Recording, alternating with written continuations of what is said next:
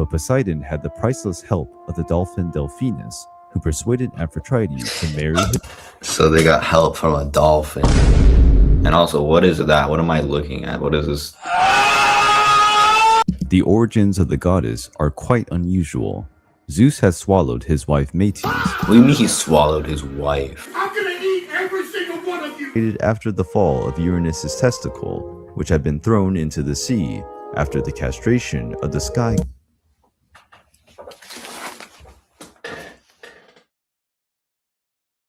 The video nobody has asked for, my first reaction video. And I am a Christian, and today we are going to react to Greek mythology. The video we're going to be reacting to is called All the Mighty Gods of Olympus, and it's posted on See You in History /mythology channel. So please don't copyright strike me. All right, let's watch it. Poseidon, the lord of the seas, is one of the most famous and revered Olympian gods. This god is also known by the name of Neptune, his Latin name in Rome. After the Titanomachy, the major battle between gods and Titans, the world was shared between the three major Olympian gods. By lottery, Poseidon was given the domain of the seas, Where did all these people come that from? had been controlled by the ancient deities Nereus and Ocean. Although he had a seat on the Olympian Council of Gods, Poseidon preferred to live in his underwater palace. I thought Olympian was a mountain. The god carried his trident at all times, a weapon that allowed him to generate earthquakes and create fountains and springs. His weapon was forged by the Cyclops during the war against the Titans and became one of the gods. The trident in Minecraft. The god of the seas paraded on the water in his chariot, drawn by dazzling animals. Behind him, a large procession of marine creatures and minor deities. Albeit a sea deity, the powers of Poseidon extended beyond his domain. His was also the lord of the earthquakes, and the earth often trembled when the god experienced wrathful moments. Therefore, although they were...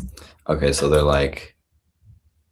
So I guess they used to believe that if an earthquake happens, it must have been because the god was angry or something like that. It's a little bit strange, but okay. Far from the sea, the Greek cities in the interior were not safe from Poseidon's influence. They could endure his earthquakes, but also severe droughts.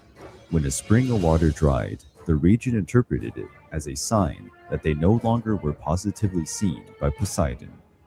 The god of the seas was quite moody. Therefore, those who depended on the sea for their own livelihoods, such as sailors and fishermen, offered him plenty of things and sacrifices so that they could sail safely in his waters, ensuring a safe return back to their families. But such sacrifices did not mean that their wishes were attended. After all, when the god was furious, he made no distinction between those who were devoted to him and those who weren't. All those who dared to enter his domains while the god was experiencing a frivolous moment ran the risk of being swallowed by the sea. Zeus, noticing his brother's instability was an obstacle to the natural ordering of things, decided that he needed a wife. Poseidon then joined the Nereid Aphrodite, who would become the queen of the seas. Conquering his wife was not easy, but Poseidon had the priceless help of the dolphin Delphinus, who persuaded Aphrodite to marry him. So they got help from a dolphin. That's crazy. Like, they're supposedly gods, but they need help from a dolphin. That's... What? Okay. His master. With his wife, Poseidon had his son and heir, Triton. Like Zeus, Poseidon also had several extramarital affairs, but, much to the luck of her bastard children and her lovers, Aphrodite, although jealous, was not as vindictive as Hera, the wife of Zeus. In addition to Triton, the god had several noteworthy sons. With Medusa, he had Pegasus, and the giant Chrysaor, and also the famous hero. The god also gave rise to a new... Is Pegasus the horse, or is that the person riding the horse? And also, what is that? What am I looking at? What is this? It's the... I guess the Hindus weren't the only people to come up with third eye, I guess, or maybe one eye in this case. I don't know. It's let's see. And also the famous hero. The god also gave rise to a new breed of Cyclops, including the most famous Polyphemus, whose only eye was pierced by Odysseus. Due to that, the god persecuted the king of Ithaca and the hero of the Trojan War, preventing Odysseus from returning home after the war. Poseidon is also known for his rivalry with his niece, the goddess Athena. The conflicts between the god and goddess grew in size due to the dispute between Athena and Poseidon to decide who would be the god revered in the capital of the region of Attica. Athena was the winner, a decision made by the gods. The city became known by the name of... Wait, so there are accounts of gods who decided the winner? They didn't just fight to a battle of death? And also, why are there more, like... I'm so glad that Greece became a monotheistic believing majority, because this makes no sense. You have a battle between a god and a goddess, but it's not who's the strongest or whoever, like whoever wins the battle. It's decided by a council of a bunch of different gods. Why not just whoever wins the battle? I mean, it's a weird way of, for me, that's kind of weird how they would say that, but I mean, anyways. Winner, a decision made by the gods. The city became known by the name of Athens. In a different episode, Poseidon possessed Medusa inside the temple consecrated to Athena. The young woman was one of the temple priestesses and was punished for tarnishing the sacred ground. Medusa, once a beautiful young woman, was transformed into the creature we know today. Poseidon had a major role in the rebellion against Zeus, who, together with Apollo, imprisoned the great god. The coup failed, and both Poseidon and Apollo were punished. The two were forced to edify the grandiose walls of Troy, but due to the ingratitude shown by the king Laomedon of Troy, who refused to compensate him for his work, the god cultivated hatred for his offspring, and so the god favored the Greeks during the Trojan War. The Isthmian Games were held in Corinth, something similar to the Olympic Games, but dedicated to god Poseidon. Also in Corinth, there are reports of the existence of a huge bronze colossus, which honored the Lord of the Seas. In this day and age, Poseidon may not be revered as he once was, but he is undeniably one of the most renowned gods in Greek mythology.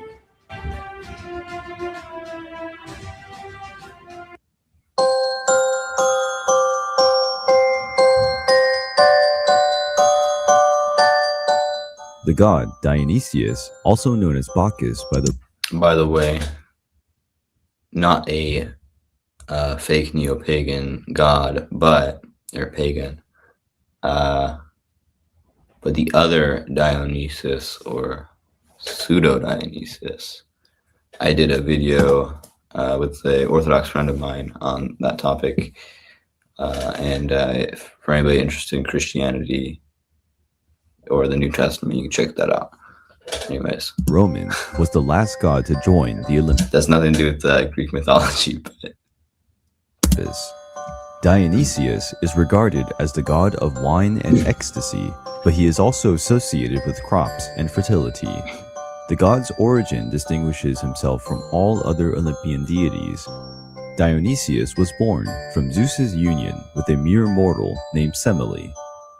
Zeus and Semele lived a great and passionate affair, but that enraged Hera, the wife of Zeus. The Olympian queen conspired to destroy her rival, and, disguised as Semele's maid, she convinced the girl to ask Zeus to present himself in his full splendor. The goddess knew that the great god... That's one of the other things I see is similar with Norse and Greek mythology, is that the gods can disguise themselves. That's, for example, I think Odin in Norse mythology, while the reason he only has one eye and the other one he doesn't have it is because he had to pull his own eye out to throw it into this water next to a tree. And I think that there's a lot of symbolism with trees within different mythologies, and I might do a video on the symbolism of trees in the future. But basically, the reason he threw his eye into the water near the tree was because he wanted to gain some sort of knowledge or wisdom that he did not have. But while he was, taking his own eyeball out of his head, he was actually disguised. And I think the reason he was disguised is because he wanted to go to the place where the water is and the tree is, but it's inside. It wasn't in like Asgard. It was some other place where they didn't really like Odin. So he disguised himself to try to like steal their information, which kind of is, now that I think about it, it kind of sounds like a modern day version. Like it's like an ancient version of like the CIA. You have like these elites that are going into different countries, like disguising themselves in order to gain information. It's similar to that, I guess. Anyways. God's intense glow would be something no mortal could withstand, and Semele was turned into ashes. However, Hera did not know that Semele was pregnant, and the fruit of that divine union was between the ashes. Dionysus was not yet ready to be born. Therefore, Zeus opened his thigh and continued with the pregnancy, who someday would take place at the Olympus. The young Dionysius did not experience an easy life. From his early childhood, the god had to endure Hera's maltreatment. The goddess struck the young deity with madness, and he wandered the world aimlessly until he was cured by the goddess Rhea, also known as Cybele, his grandmother. The wise Silenus was his guardian, who always stood next to Dionysus, riding on his distinctive mule. The god was responsible for the invention of wine and shared his discovery with humanity. Dionysus taught men. Another thought I had is like, if all these gods they all have family members who are also gods and goddesses, that means they're not eternal. They came into existence. And I guess it makes sense within the pagan belief system, because for them it's not like they don't believe that there is a creator of the universe. They believe that the earth came into being, but it came into being as material, and that material is those gods. And if there's any pagans watching this, or any mythology experts, or someone like that who thinks that I'm wrong, please correct me in the comments. Yeah. How to cultivate grapes, and also the fermentation process required for wine production. And also look at how big his nipples are. That's insane. Anyways. Which started to be considered a pleasant drink. In his wanderings, the god visited Greece, Egypt, and then reached India. Wherever he went, he spread his knowledge and started to gain followers.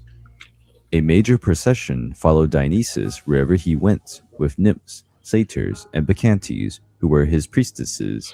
Dionysus paraded in his panther-drawn carriage. As a young man, Dionysus was abducted by pirates who believed that, due to his immense beauty, he could only be the son of a king. Dionysus warned the pirates of his real identity. Bro was looks maxing. This dude, I guess, like, Clav is over here saying like, oh, you need to do meth to, like, look better. Like, why not just drink wine?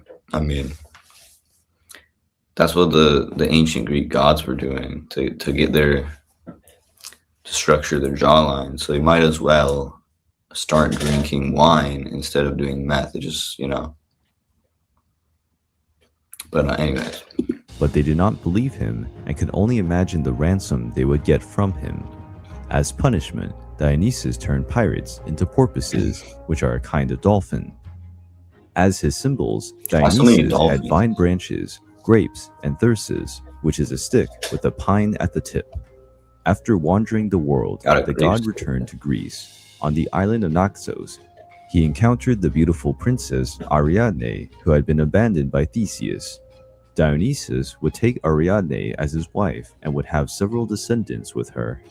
During his travels in Greek soil, Dionysus was acknowledged as a deity, and several temples were edified in his honor.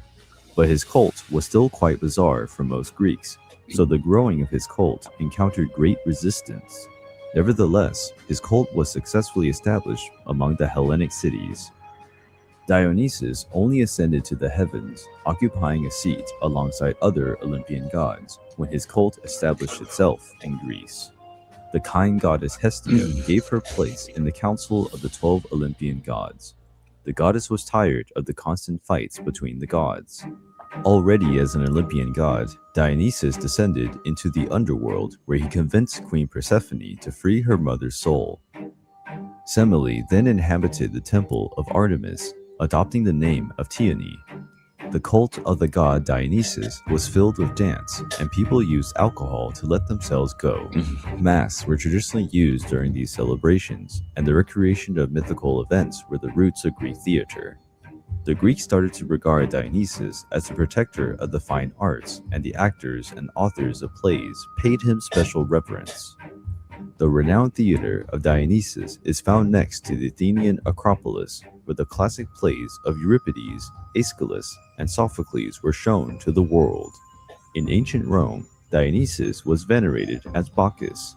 There, the god of wine and ecstasy was honored in festivities known as bacchanals.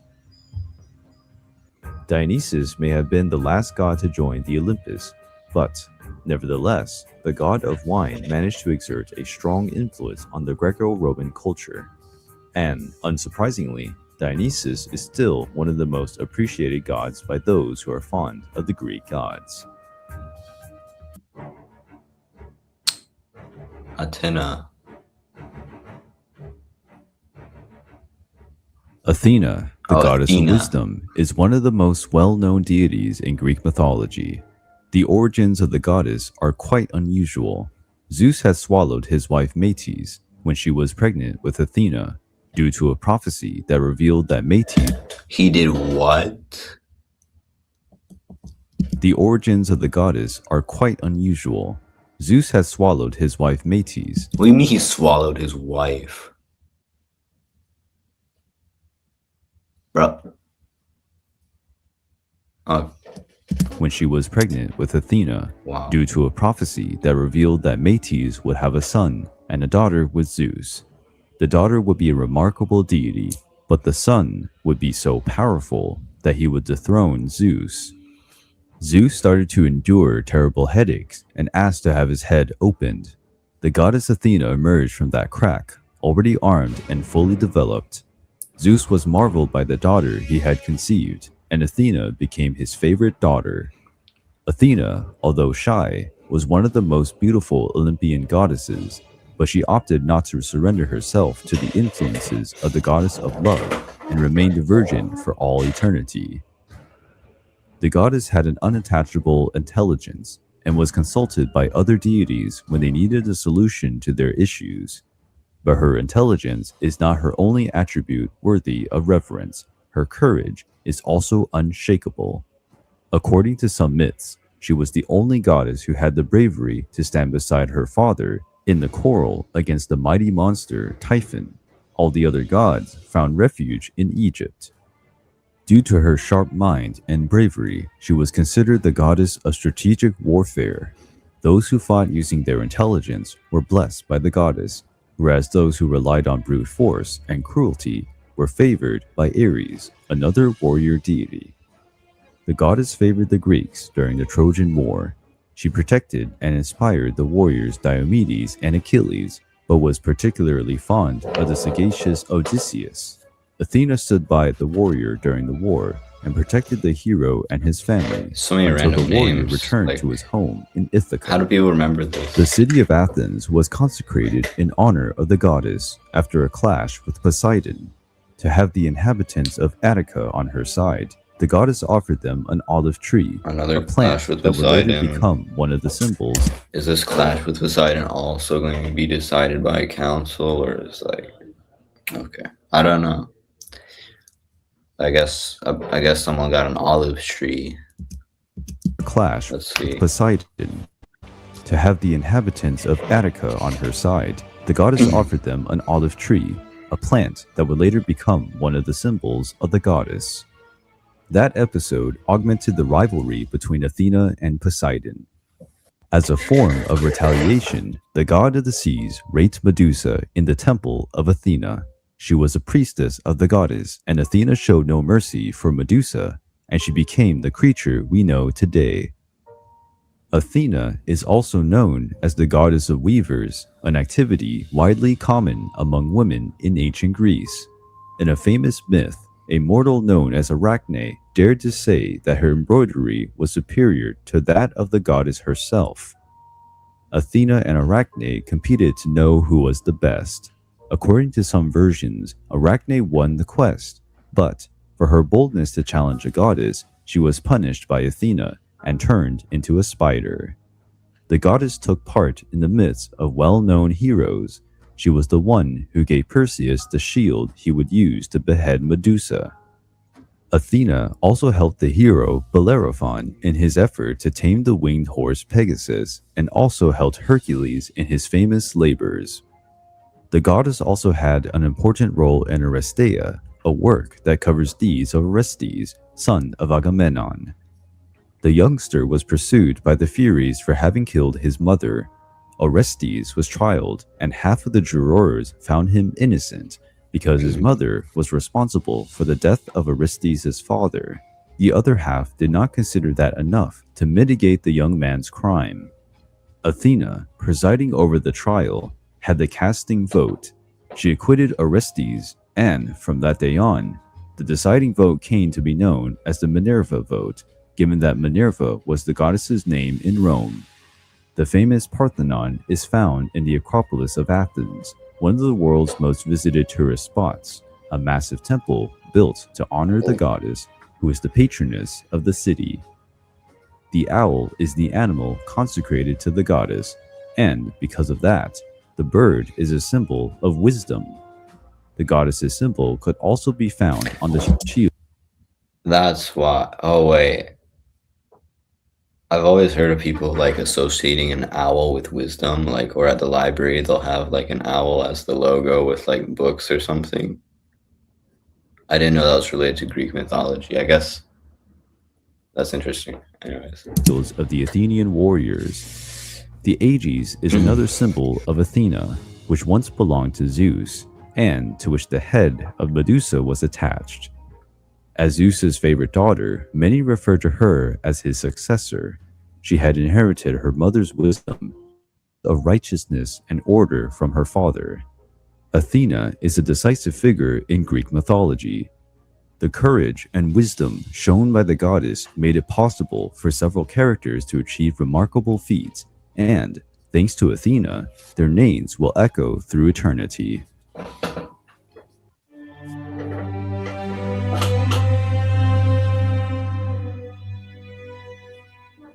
Demeter is the goddess of the harvest in Greek mythology. She was part of the first generation of Olympian gods, the sons of the Titans Kronos and Rhea. Among all the Olympian gods, Demeter and Hestia were considered the kindest and most benevolent goddesses. As the goddess of soil fertility, she was particularly worshipped by farmers. Without her blessings, the land would be as barren as the desert. Demeter particularly favored those who produced grain, whose wheat was consecrated to the goddess. The ear of wheat is one of her symbols. Fruits and cereals were offered on the altars, where sacrifices were made in her honor. Demeter has some children. One is Pluto, the god of abundance. The goddess was chased by Poseidon, who wished to be with her. The goddess became a mare in an attempt to dodge the god, but Poseidon turned himself into a stallion and possessed the goddess. From this union, the legendary black horse Eros. You got it there, folks. Horses are demonic because the The horse. This stuff is so crazy, bro. Okay, so this Greek god, apparently, God is going to turn into a horse to try to possess someone. Now, I'd say that actually proves, or it gives more evidence to the claims of Christianity, which is that the gods of the pagans are demons, right? And also, the Bible also talks about in many places how even like Satan or a demon can disguise himself as an angel of light. So yeah, don't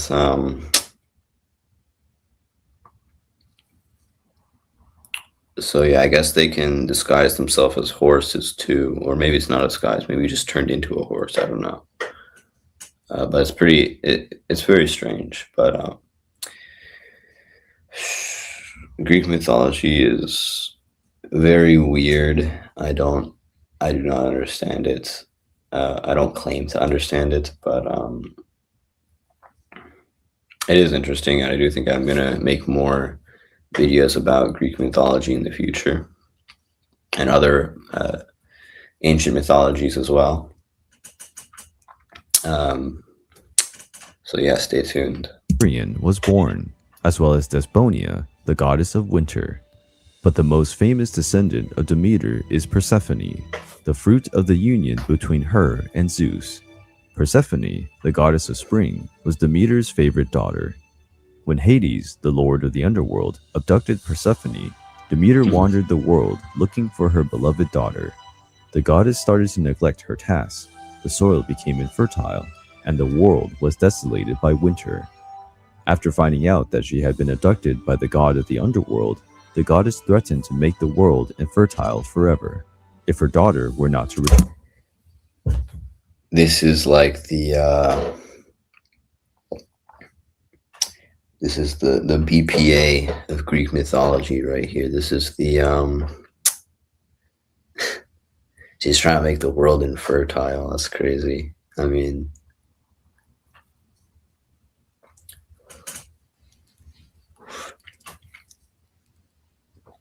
she's a eugenicist. But the bond between Hades and Persephone could no longer be broken. With the gods intervening, it was agreed that Persephone would spend part of the year with Hades and part with Demeter. Whenever Persephone re-encountered her mother, the flowers started to grow and the soil became fertile.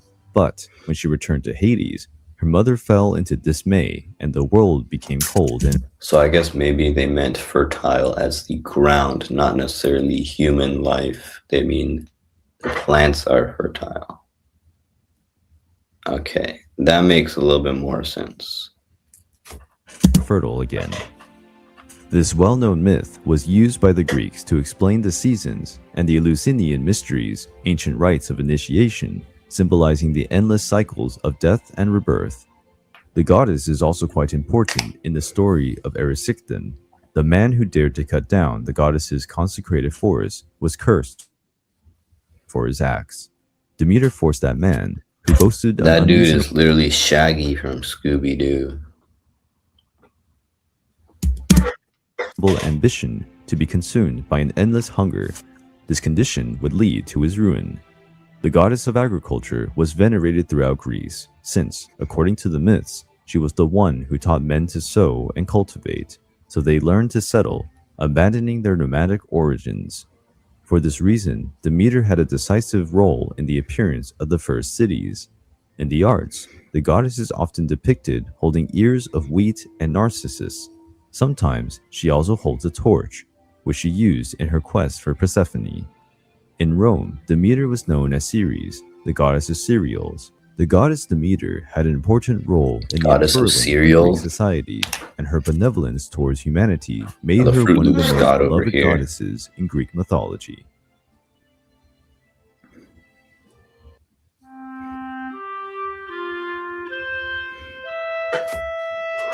Wait a minute. This thing he's holding with the snakes doing though, like woo woo woo woo. I think at the doesn't the Satanic Temple in Massachusetts have Baphomet sitting down with his transgender boobs sticking out, and he has the same exact snakes like doing that. And now I think it's like a symbol of health or something. Like a lot of hospitals do use that symbol, which is kind of weird. Hermes is the messenger of the gods of Olympus. He carries the messages of the gods throughout the universe. With his winged sandals, he crosses the skies at an incredible speed. This god can get anywhere. Hermes can dive into the depths of the ocean and even into the world of the dead. He is the son of Zeus's relationship with Maia, daughter of the Titan Atlas. Immediately after his birth, he ventured around the world with his playful spirit, still a baby. Hermes could barely walk when he stole Apollo's oxen. The brilliant god sought out who had stolen his cattle and was surprised to find a prodigious child. Hermes and Apollo became great friends. The messenger god offered a lyre to Apollo, which would become one of the symbols of the god of music. The god of light offered Hermes his famous caduceus as retribution. With his caduceus, Hermes guided the souls of the deceased towards the kingdom of Hades. The god became one of the main Olympian gods. He came to be considered the god of cunningness, of travelers, of traders, and of thieves as well. The myths with Hermes are endless. In many, the god assumes the role of guide, since he is famous for knowing the best way to get to any destination. Hermes guided Perseus on his quest for Medusa. In other myths, the god guided some characters into the world of the dead. He took Demeter to her daughter Persephone, who had been kidnapped by Hades. Hermes also guided Orpheus in his search for Eurydice. On the edges of Greek roads, it was common to find totems and statues in tribute to the god of travelers and merchants. These people sought to have a safe journey to their destination. The god of merchants was asked to protect those who wanted prosperity in their businesses. Therefore, the caduceus became an international symbol of trade. Hermes was also a brave god. He faced giants during the Gigantomachy, exterminated Argos, the dangerous 100. What is that thing?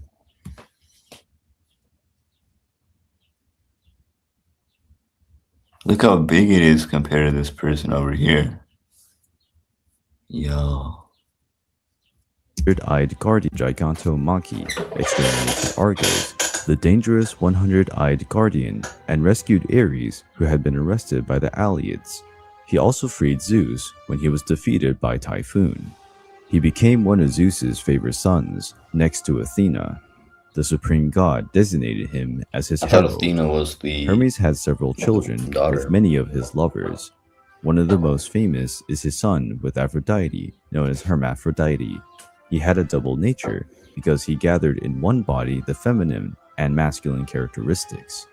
Tranny. By his enormous physical vigor, Hermes was one of the most worshipped gods by the athletes of antiquity. It was almost mandatory to have a statue of the god in the Greek gymnasiums. In ancient Rome, the god was known as Mercury. He was also worshipped by the merchants, but because of his cunning and tricks, the god was also worshipped by crooks and thieves who counted on his help to succeed in their efforts. Hermes is also considered the god of writing and eloquence. Therefore, in Greek Egyptian, isn't this like a picture of Horus from Egyptian mythology? The Egyptian god of knowledge or something? No. Or Thoth. Is it? It's one of those two. Horus or Thoth. I get them mixed up. Syncretism. It is associated with the god Thoth, an Egyptian god who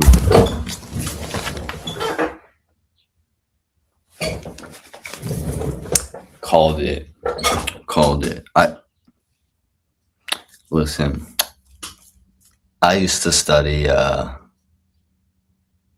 didn't used to do it, but I had a friend who was into like tarot cards and stuff like that. So I knew it was like demonic, but I didn't know why it was demonic. So I started learning about that. I started looking into it because I wanted to obviously help her come to the realization that, yeah, you shouldn't be doing tarot cards. But I remember this was brought up because the famous occultist Aleister Crowley has a tarot deck called the Book of Thoth. And that's why I know this, is because I looked a little bit into that area of the occult. But yeah, don't do tarot cards. They're garbage. Invented the writing and patron of scribes. The god is usually represented as a humorous god, but no one wanted to see him angry. When Zeus and Hera were about to be married, Hermes received the mission to deliver the invitations. The lazy nymph Calliope did not attend the wedding because of her indolence and laziness, but Zeus reprimanded Hermes since the supreme god believed that Hermes had failed in his mission of delivering all invitations. Furious, Hermes punished the indolent nymph, turning her into a turtle. The god of speed inspired the creation of pop characters like Flash in DC Comics and Quicksilver in Marvel.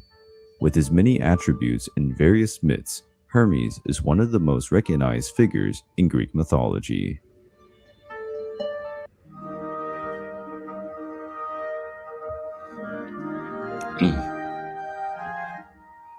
Aphrodite is the goddess of beauty and love in Greek mythology.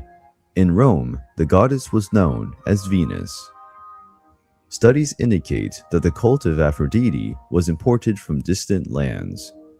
The goddess was originally of Asian origin. There are some different versions of the origin of the goddess. So for all these pro-white, pro-European people that are starting to believe in Greek mythology, I mean, the goddess of love, according to Greek mythology, is, but so I don't know if you want to go down that path. I wouldn't go down that. I wouldn't. I mean, don't do anything pagan. Paganism is just dumb. But yeah. And the best known, Aphrodite rose from the foam created after the fall of Uranus's testicle, which had been thrown into the sea after the castration of the sky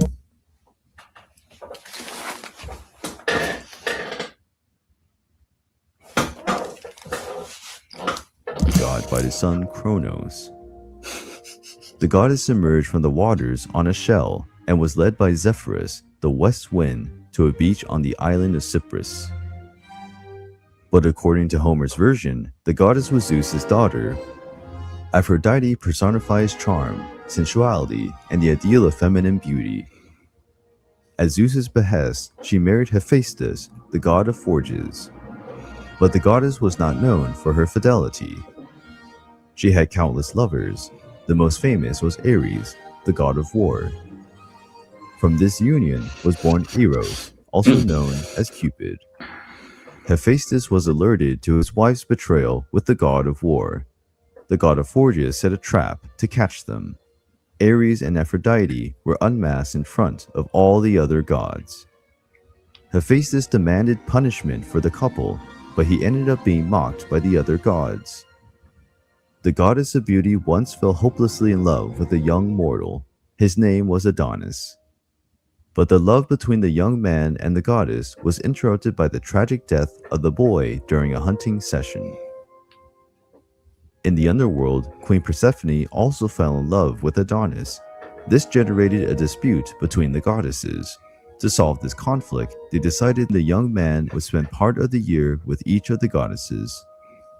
The goddess Hera, the wife of Zeus, was one of her biggest rivals.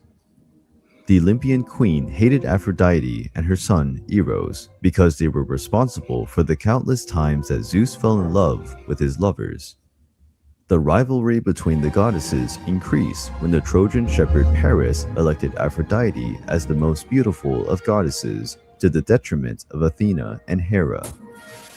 Aphrodite promised Paris the love of the most beautiful woman in the world, Queen Helen of Sparta. Helen's kidnapping was the fuse that started the Trojan War. Aphrodite took the side of the Trojans, protecting Paris and her son Aeneas, who fought the bravest Greek heroes. The apple was a fruit consecrated to the goddess of beauty, since the golden apple was handed over to the most beautiful of goddesses.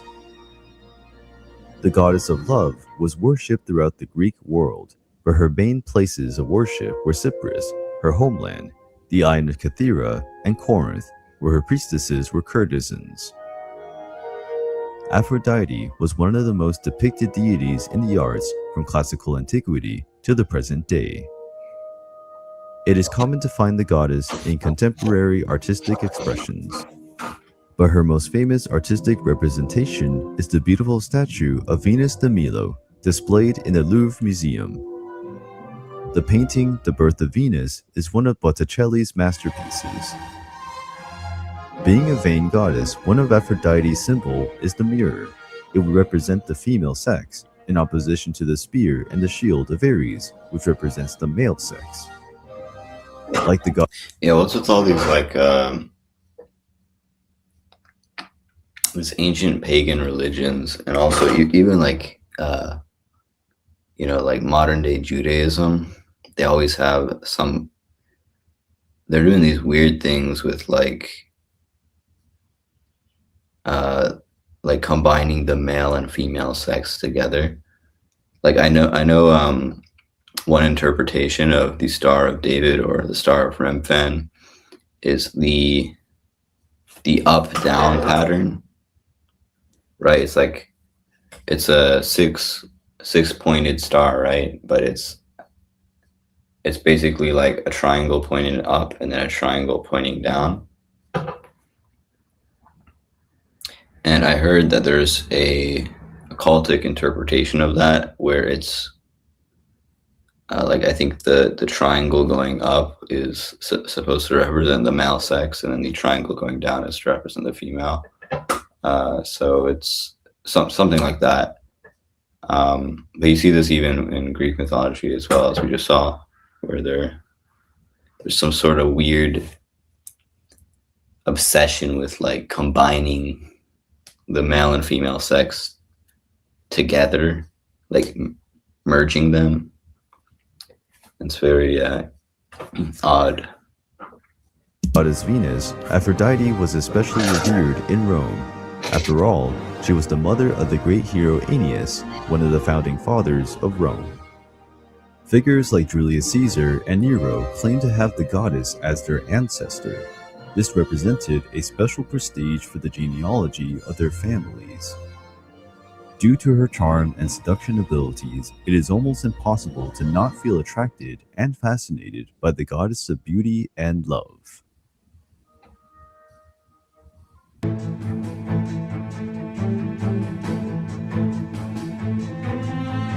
Hades, the lord of the underworld, alongside Poseidon and Zeus, are the trinity of the great Olympian gods. In ancient Rome, this god is known as Pluto. His Roman name refers to the god's wealth. After all, the god of the underworld is also the guardian of all the wealth sources found under the soil, like gold, silver, and gems, which made Hades the richest god of all. His name Hades means the one who cannot be seen, as he fought alongside the other Olympian gods against the Titans. He was presented by the Cyclops with the Helm of Darkness. This artifact had the power of invisibility.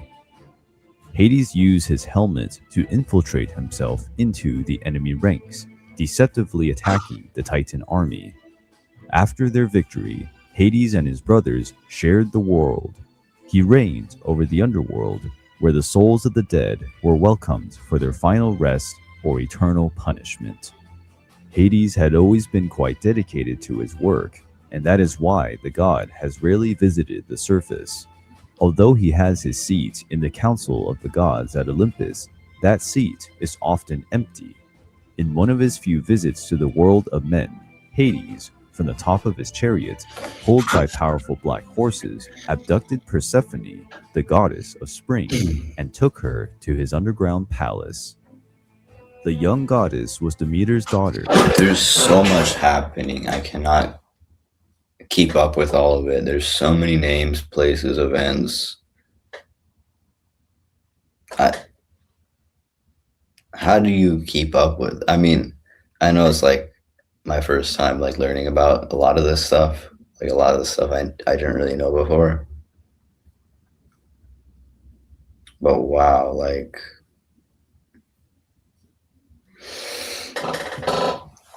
I did not know, like, I mean, I knew it was complicated and there's a bunch of random names in Greek that are complicated to follow along with. But I didn't know how deep it goes. It's like, and we're not even like halfway through the video and I'm already like, anyways, I might have to do a two-part, I don't know. We'll see what happens, but yeah, I guess we'll watch a little bit more. Or maybe the whole thing, I don't know. The goddess of the harvest and soil fertility. Hades offered pomegranate seeds to her beloved, and, after accepting them, Persephone established an indissoluble bond with her new husband. Demeter could not cope with the loss of her daughter and threatened to make the land barren and frozen forever. With such a threat, it was agreed to share Persephone's guard. She stayed with her husband part of the year and returned to her mother during the other part. This myth explained the origin of the seasons, given that, while Persephone was with her husband, the goddess Demeter neglected her tasks, unbridling autumn and winter. When mother and daughter were reunited, flowers emerged again, indicating the arrival of spring. Persephone became the queen of the underworld, and, together with her husband, the couple would forever reign over the dead. Hades was helped by several other deities in his task of ruling the underworld.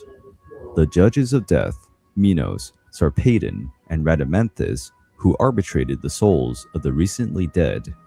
The Erinyes, who were helpful to punish the criminals, among other deities. Hades seldom interfered with the world of men or with the Olympian affairs. One of the few times that Hades turned his attention to the surface was when King Sisyphus of Corinth cheated death with his cunning moves. Thanatos, the god of death, was imprisoned by the king, and then no one died, with Hades no longer receiving newcomers. The god of the underworld was also deceived by the cunning mortal being. Albeit his astuteness, Sisyphus failed to deceive the gods forever, and, for his crimes, he was condemned to a terrible punishment in Tartarus, which would last forever.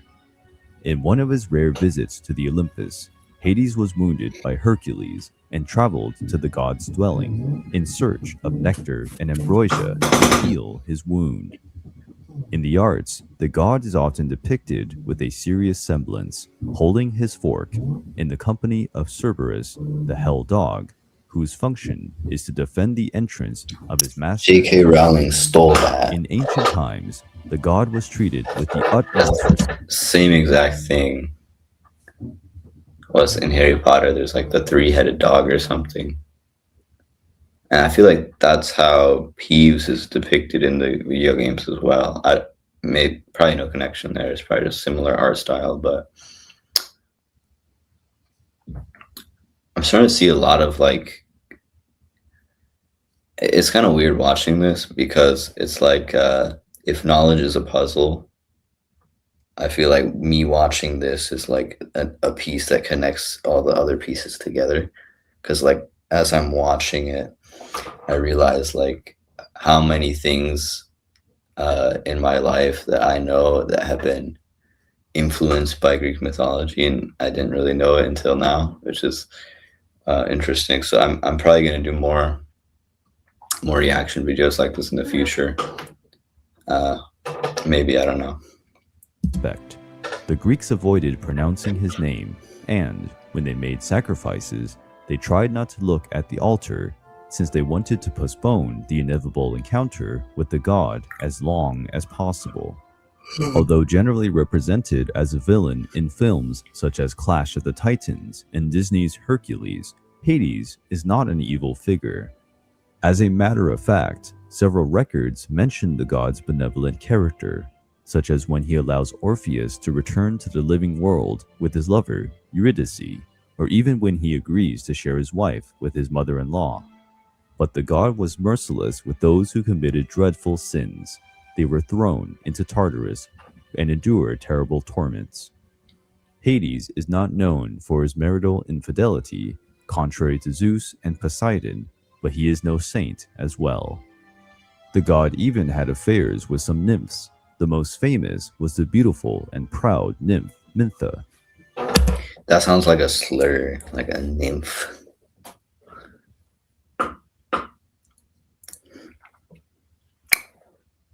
I might have to use that one next time, I don't know.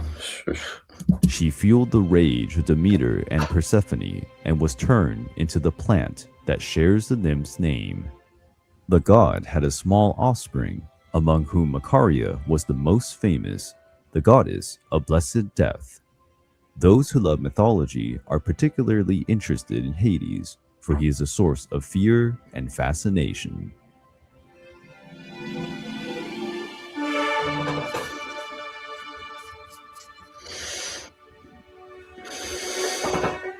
Apollo is one of the most renowned and revered Greek gods in Greek mythology. He is the son of Zeus with the goddess Leto, and he is the twin brother of Artemis, the goddess of hunting. The gods were born on the legendary floating island of Delos. After being fixed to the bottom of the ocean, the island became a sacred place. The god is usually represented with his lyre, or the famous bow. The artists have always been very generous in their representations of Apollo.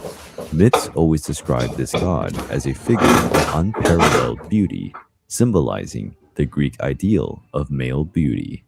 Apollo was young, tall, handsome, strong, and charming. But despite all these qualities, he was unlucky in love. Many of his relationships ended in tragedy. In other cases, he was not reciprocated, and in the case of Daphne and Cassandra, they both rejected Apollo. The nymph Daphne, to escape the god's onslaughts, was turned into a laurel. The plant was eventually associated with the god, and the laurel wreath became one of his symbols. In turn, Cassandra, who had... I apologize for all the weird, like nudity stuff in these videos. Like, it makes sense why there is that. I mean, it's paganism. They were very, they had a lot of problems with lust. I mean, if you read Paul's letters to the Corinthians, you know what I'm talking about. They had these weird sex rituals they would do.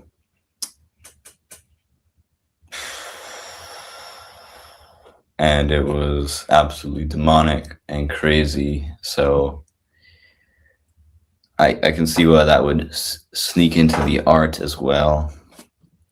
And the certain different depictions of these gods and goddesses. But yeah, this video might, I don't know. I mean, the original video is posted on YouTube, so I don't think it's gonna get taken down, but I don't know. The power to predict the future was cursed for rejecting the god, and although she was able to see the future, her power of persuasion was taken away. So, even though they were true, no one believed in her prophecies. Apollo is a god with several attributes. He is considered the god of light, the god of prophecy, the god of medicine, the god of arts, the god of archers, among other designations. He is also the god of music, with his inseparable lyre, produced by Hermes.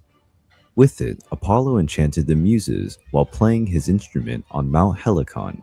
He had a son with his muse, Calliope, called Orpheus, who inherited much of his father's talent. I just realized, don't they believe in Greek paganism, don't they believe in apotheosis? But so far in the video, I don't think there's been a single one of these gods who's been who was originally human. But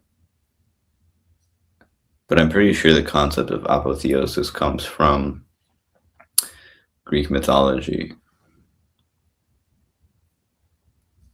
which I would like to do a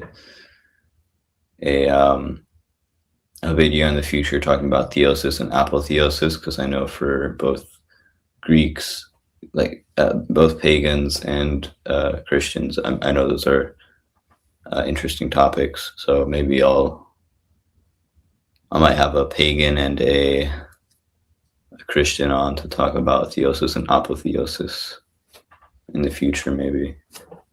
For music, the cult of Apollo spread rapidly throughout Greece.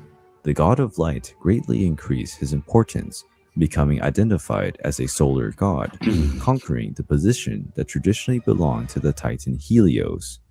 The god is also known as an exceptional archer, and when he reached maturity, he set out in search of vengeance against the serpent Python, who persecuted his mother at Hera's behest at a time when the god and his sister were only babies. Apollo faced the terrible serpent and struck it with his arrows. In the place where the beast fell, the temple of Apollo was built in Delphi. There, the priestesses of Apollos, known as Pythias, performed the prophetic rituals under the influence of Apollos, the god of prophecy. Delphi became a place of pilgrimage. Many wanted to ask the oracle of Apollo for advice. The Pythian Games also took place in Delphi, similar to the Olympic Games, dedicated to the god Apollo. Apollo is a deity associated with medicine. His son, Asclepius, Associated with medicine, and also has a snake going up a stick, as we mentioned before.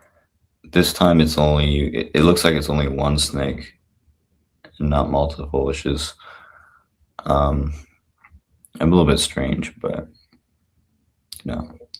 became such a skillful healer that through his healing arts, he was able to cheat death.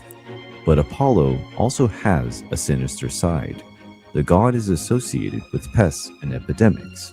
During the Trojan War, he cast a pestilence upon the Greeks since they had disrespected one of his priests, who wished to pay the ransom for his captured daughter.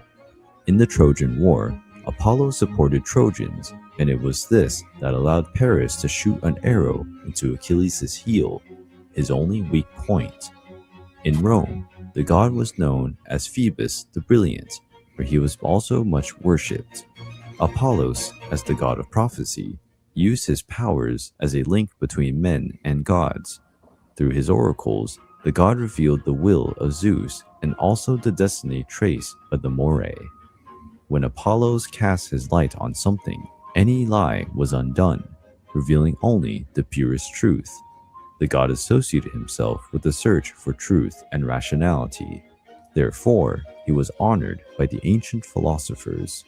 The importance of the god Apollos made his cult last for centuries, even after the adoption of Christianity by the Roman Empire. Although he is no longer worshipped, Apollo continues to be referenced by painters, sculptors, and poets who pay their respects to the god, considered the patron of the arts.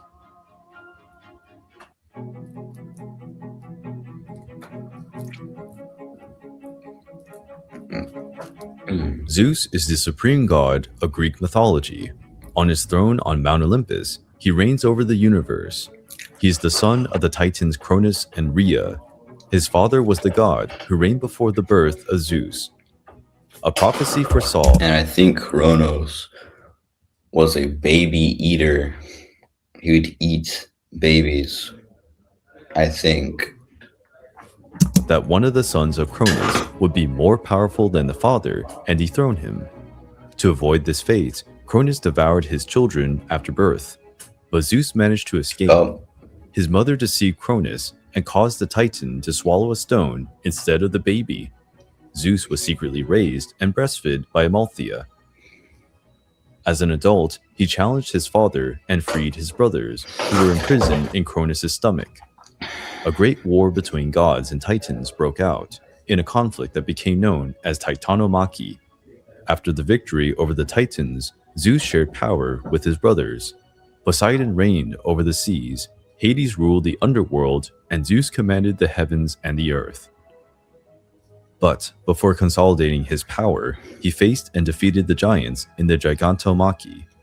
Zeus also had a final challenge, to face the powerful monster Typhon. He was defeated in their first fight, but avenging himself, he managed to defeat and imprison Typhon on Mount Etna. As Lord of the universe, Zeus worked to establish order and justice in the world. He was associated with the duty of hospitality. The good hosts left Zeus very pleased and could be favored by him. But those who disrespected that duty could be seriously punished by Zeus.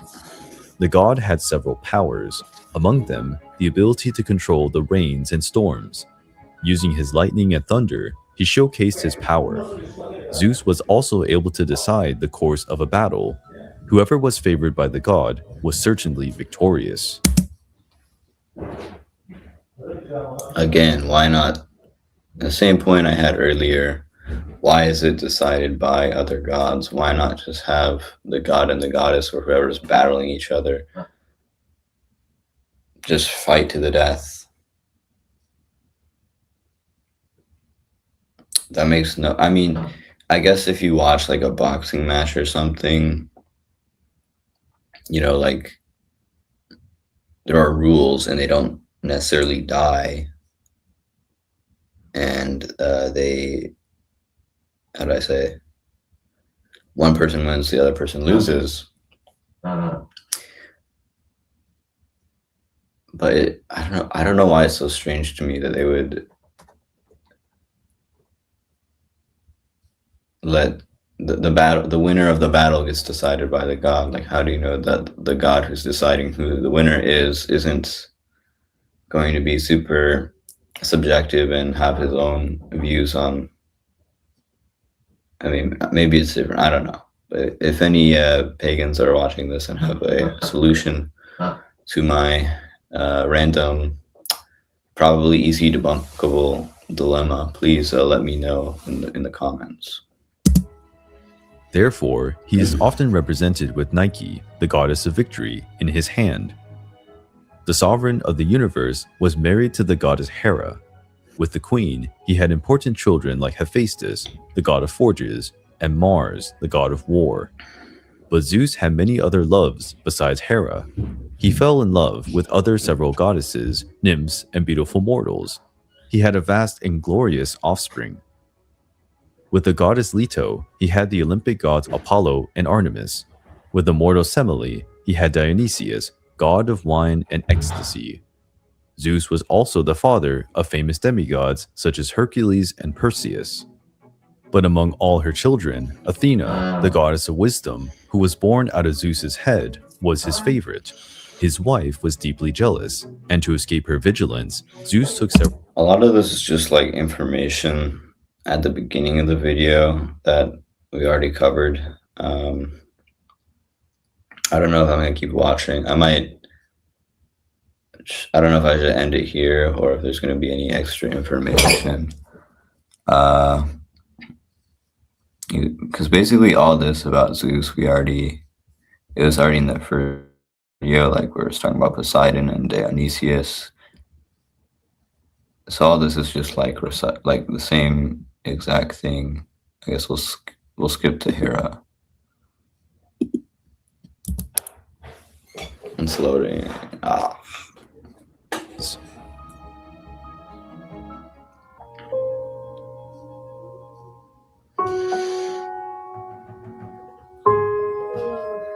Hera is the renowned queen of Olympus. Sitting behind her husband Zeus, the supreme god of the universe, she reigns over the skies from the top of her golden throne. The goddess is the daughter of the titan Cronus, the ancient supreme god, with the titanide Rhea, and, like most of her brothers, she too was also swallowed by her father when he feared to be dethroned by his siblings. Hera was liberated by Zeus from her father's stomach, and, according to some accounts, the goddess lived in the island of Euboea, where she stayed under the watchful eye of Tethys and had the seasons as her chaperones. According to many accounts, she is described as the most beautiful among all goddesses, and, for this reason alone, Zeus fell in love with her. Hera resisted Zeus's intentions, who resorted to any trick to seduce the goddess. However, the goddess ended up being fooled by one of Zeus's many booby traps, who turned himself into a cuckoo to conquer the goddess. Hera then reigned next to Zeus, and, according to some poets, she received the highest honors because Hera's prestige was second only to Zeus. The goddess became a deity associated with marriages, motherhood, and she is the protector of the wives. With her husband, Hera had an illustrious offspring such as Ares, the god of the war, Hebe, the goddess of youth and the cupbearer of Olympus, Aletheia, the goddess of childbirths, and Hephaestus, the god of the forges. According to some versions, Hera may have given birth to Hephaestus without Zeus, but, noticing that she had created an imperfect son, she blamed and threw him from the top of Olympus. The reconciliation between mother and son took place. So she threw her own child off of a mountain?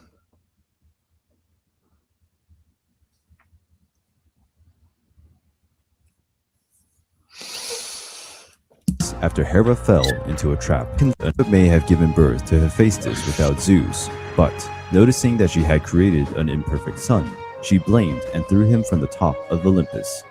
The reconciliation between mother and son took place after Hera fell into a trap set by Hephaestus, who gave her a beautiful golden throne. The goddess sat on it, but when she tried to get up, she realized she was stuck to it. Hera only managed to free herself after readmitting Hephaestus in the Olympus. The Queen of the Skies is a deity associated with faithfulness, but her husband is exactly the opposite. Zeus had endless extramarital relationships, and each of them enraged his wife. Zeus's lovers became targets of the wrath of his wife, and many were marred with dreadful reprisals. The children born of these forbidden unions were also persecuted by the goddess. Hercules is undoubtedly one of Zeus's most renowned bastards, and certainly one of the most persecuted. The goddess forced the hero to be consumed by madness, and, during his period of insanity, he ended up killing his wife and children.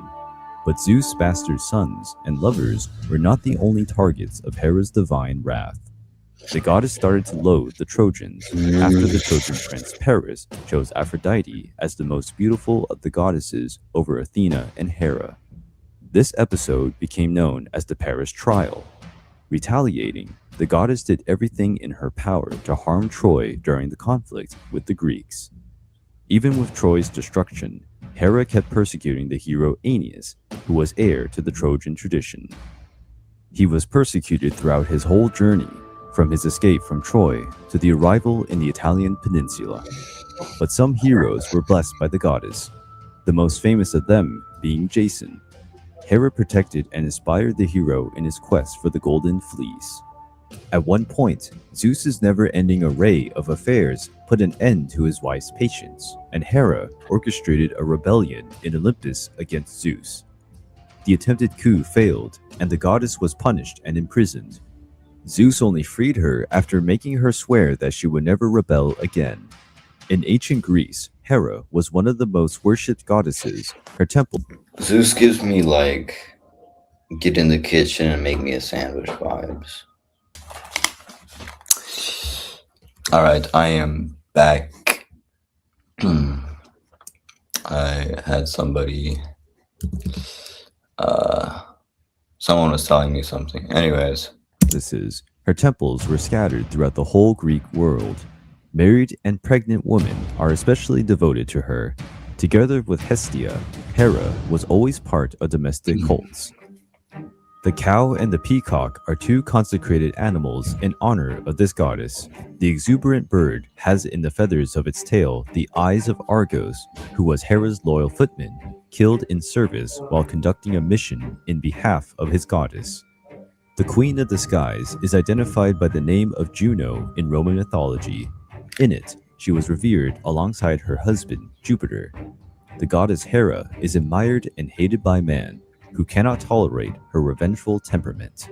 But no one is indifferent to her, which makes her one of the most important goddesses of Greek mythology. In Greek mythology, Eros is the god of love and passion.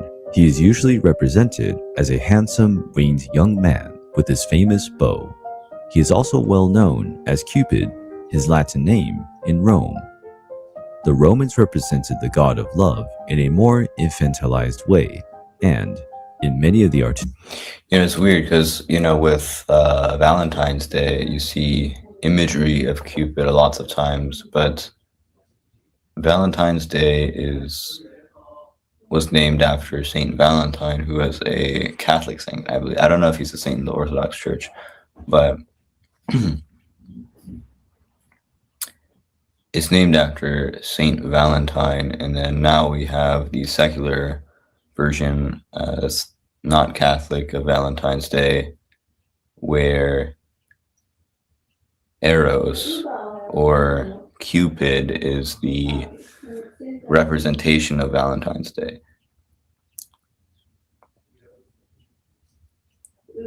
And again, the Bible does say that the gods of the pagans are demons, so it's kind of like you take the day of a saint and then you turn it into a day of a demon, which is, I guess that's the secular world in a nutshell.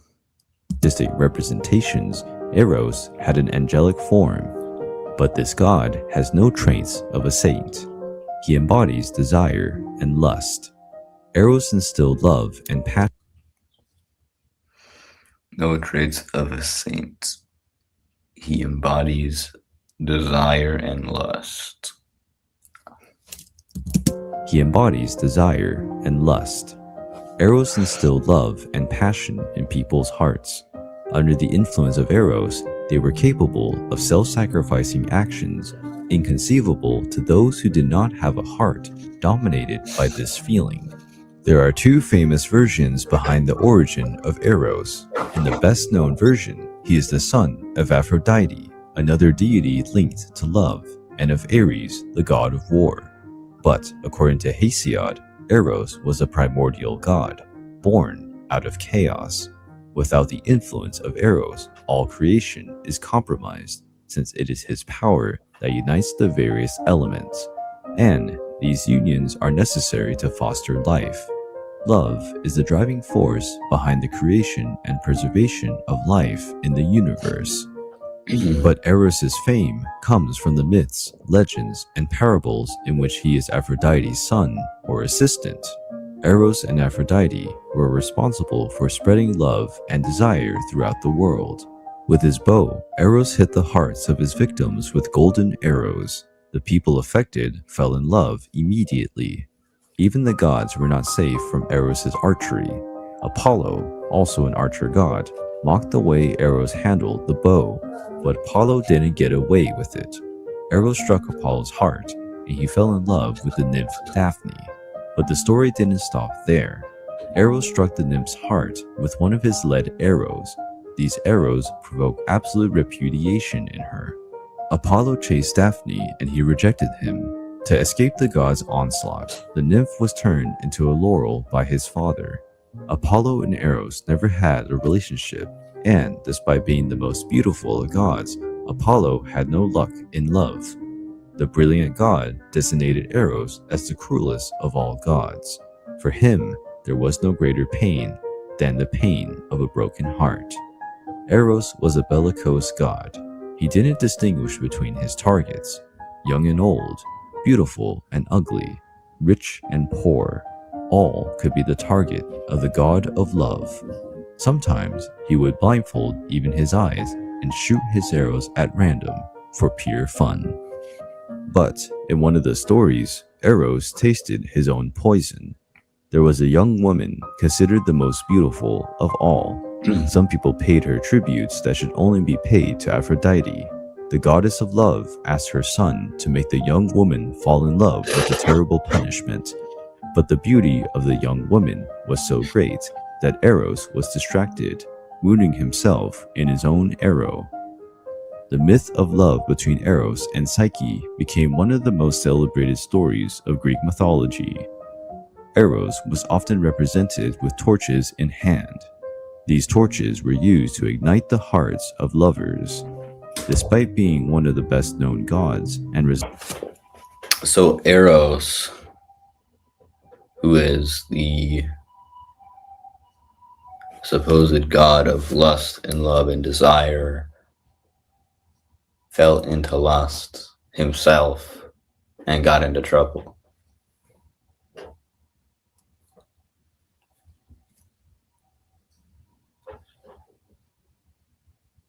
Does he not know the consequences of falling into lust, or is he does he not know what would happen to him, or was it like a learn from your mistakes type of thing? I don't know. residing with his mother in Olympus, Eros is not traditionally one of the 12 great Olympian gods. In Rome, his importance as a Cupid was even smaller. Even though he is not so worshipped as other Olympic gods, Eros continues to advance the world, nourishing it with the power of love. Bullcrap.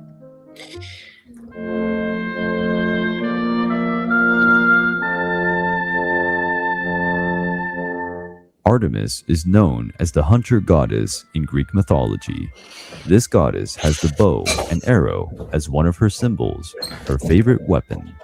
Because of that, the goddess is usually depicted in the arts with her inseparable bow. The goddess of the hunt is the daughter of Zeus with her lover Leto, and she is Apollo's twin sister. But she was born one day before her brother and actually helped her mother deliver Apollo. When they were still babies, they and their mother were chased by the ignominious snake Python, but that creature was killed by Apollo when he became an adult. One of the traits of the goddess is that she is a virgin deity. From an early age, the goddess made a vow of chastity after witnessing all the suffering her mother had endured to bring Apollo into the world, and she remains pure for all eternity. For having helped her mother in childbirth, women in ancient Greece prayed that the goddess would help them during labor. Although she was born in Delos, the sacred island of the twin gods, Artemis dwells in the forests and mountains of Arcadia. Artemis was regarded as the goddess of wildlife. So She was truly passionate. it looks like what's her name? Rey, the woke from the woke Star Wars movie. Yeah, a little bit like that with the reindeer from Frozen. People actually tell me I look like the guy Kristoff from Frozen. Do I? I don't know. About the art of hunting and wandered through the woods in search of the most glorious prey. The goddess was followed by a procession of wild and oceanic nymphs, her companions. Nymph. All her companions also had the duty to remain virgin and pure, not to smear the image and reputation of the virgin goddess. One time, while the goddess and her nymphs were bathing in a fountain, they were spotted by the hunter Actaeon. He was dazzled by the divine beauty of the goddess of the hunt. But the goddess did not allow herself to be raped by the profane gaze, fixated on her naked body, which no man had ever seen.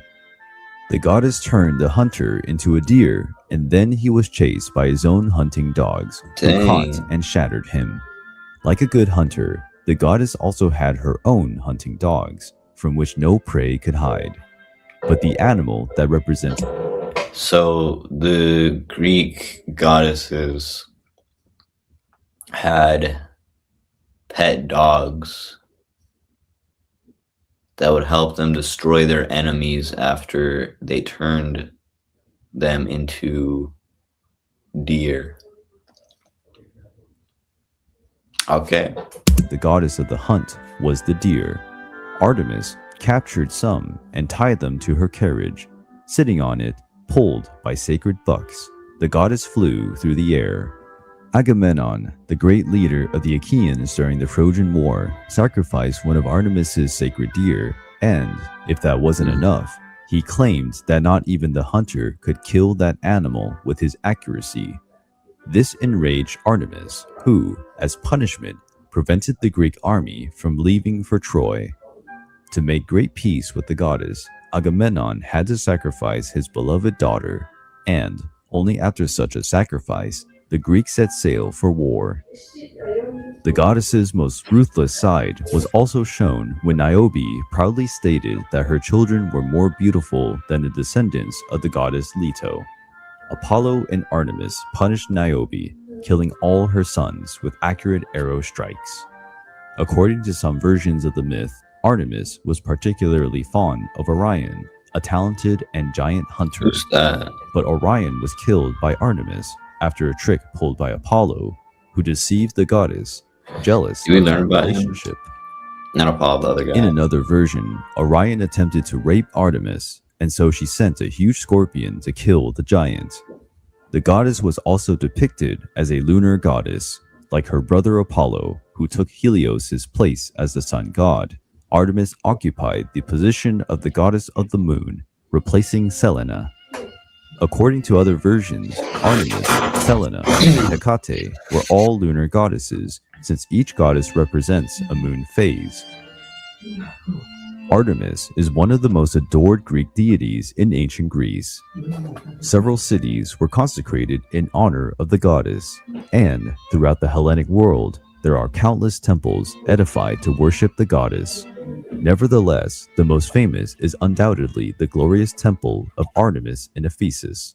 The great temple was so majestic that it was one of the 7 wonders of the ancient world.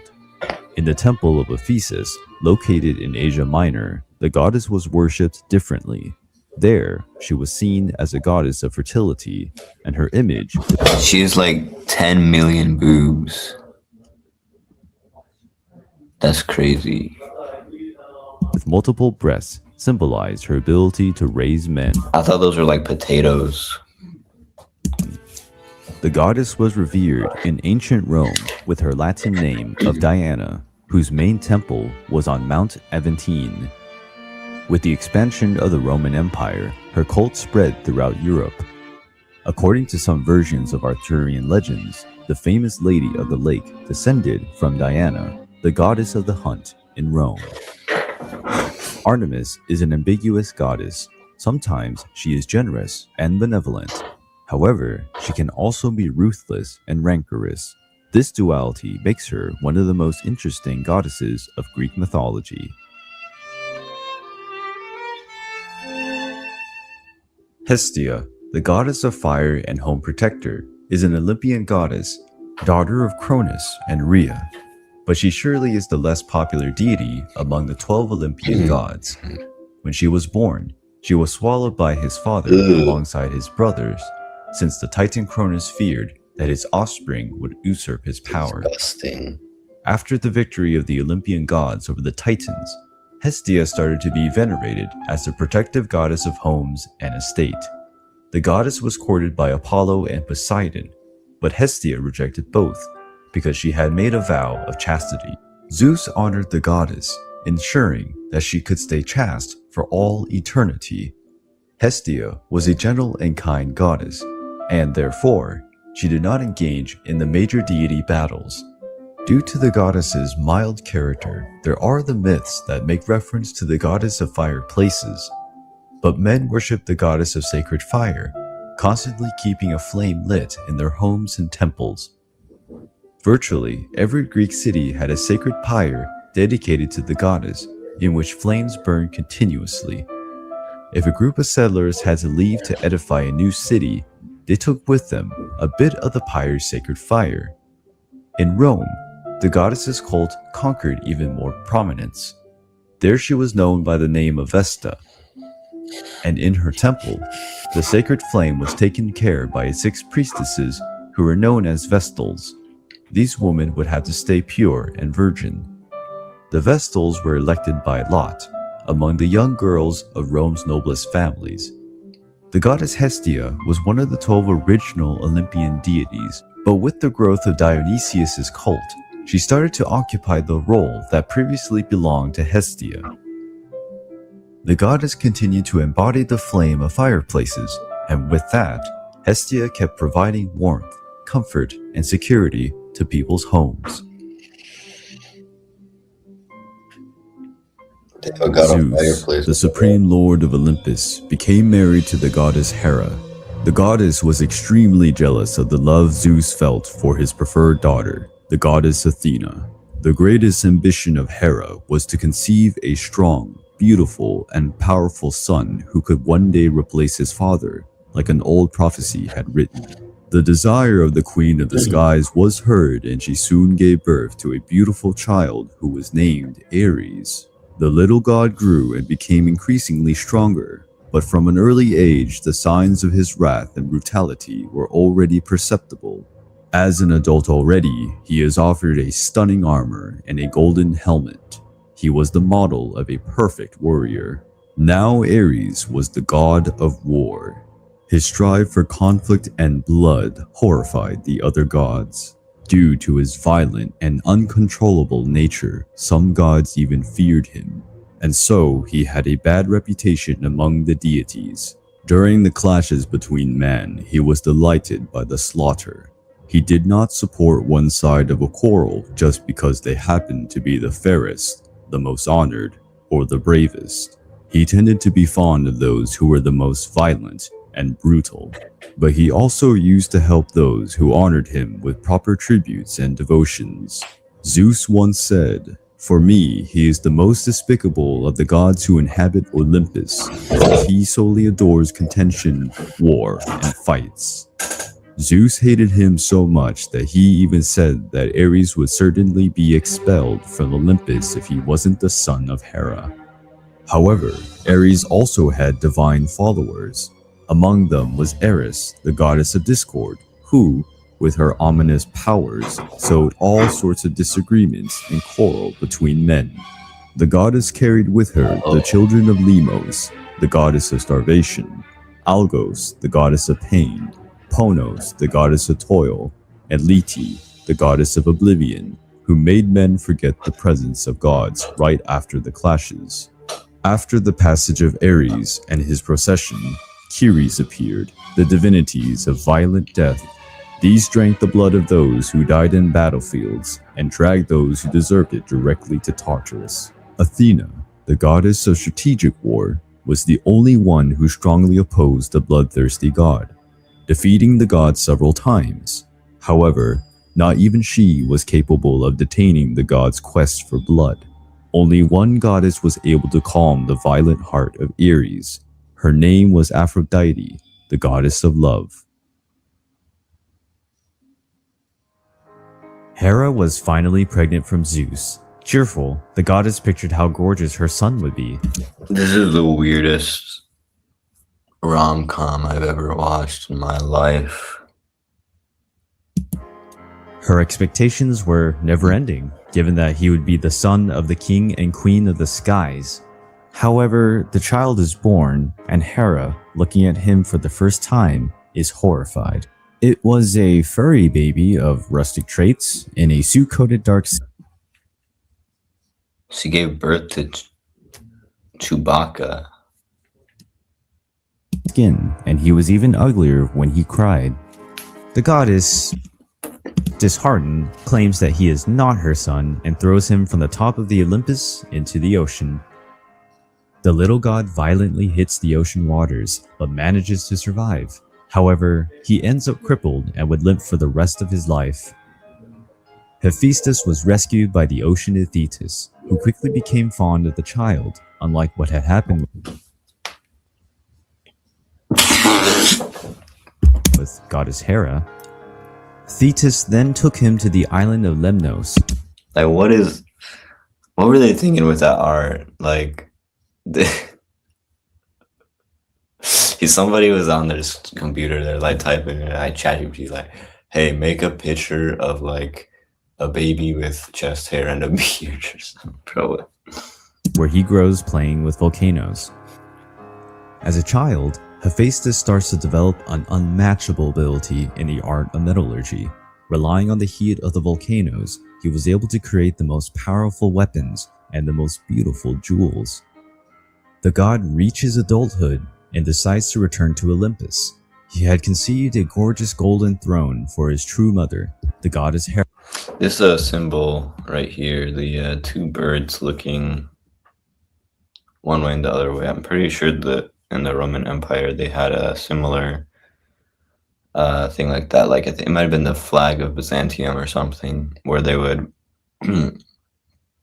one bird would look one way and the other would look the other way, and I think it was to symbolize the how the Eastern and Western Roman Empire were connected through the, like it has two heads but one body or something like that. I don't know if this chair here is exactly what they're talking about in the video, or if it's the person who put this video together just didn't know that it's actually a Christian symbol and not a Greek pagan one, and it's actually a Roman thing. But I don't know. Anyways. He had conceived a gorgeous golden throne for his true mother, the goddess Hera. She feels a shiver down her spine as soon as she witnesses the return of her horrendous son, but noticing the throne he had brought with him, she quickly forgets her discomfort. She feels extremely satisfied with the gift and is eager to try it. The throne was really divine. It was as gorgeous as it was comfortable. However, when trying to get up, she finds herself stuck in the throne, and nothing, or no one, seemed able to detach her from it. Nobody but Hephaestus, who knew the secret on how to free her.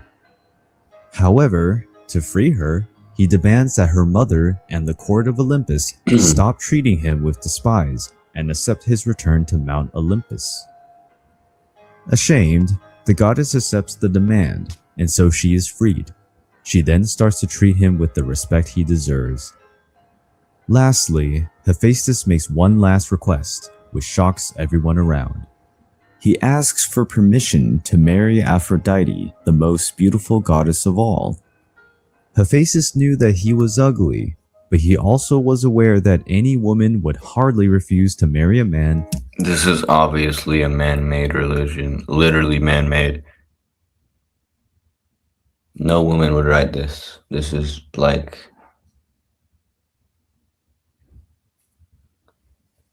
the ancient Greek sub-5 LARP maxer wrote the script for this. Who would give her all the luxury and safety. Much to the surprise of everyone, Aphrodite accepts the proposal of Hephaestus and, with the blessing of goddess Hera, they marry.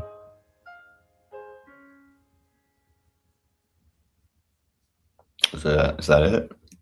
Yep, that's the end of the video. Okay, well, that was very interesting. There's a lot of stuff in there I did not know. A lot of stuff in there I did not know. It was very interesting to watch this. I know I'm very critical of ancient Greek mythology. I don't think that it's all completely the worst thing ever. I think that there are much worse cultures than, pagan Greece, but I think the ancient Greeks did a lot of amazing things. I don't want this to sound like I'm some sort of anti-Greek person or something like that. I mainly, I just find it like a little bit strange, a little bit interesting. So don't take this video as something like hateful or something like that. But it was very interesting to watch. And tell me in the comments what you guys would like me to react to next, what type of religion or whatever you would like me to react to in the comments. And I think with that, that's the end of the video.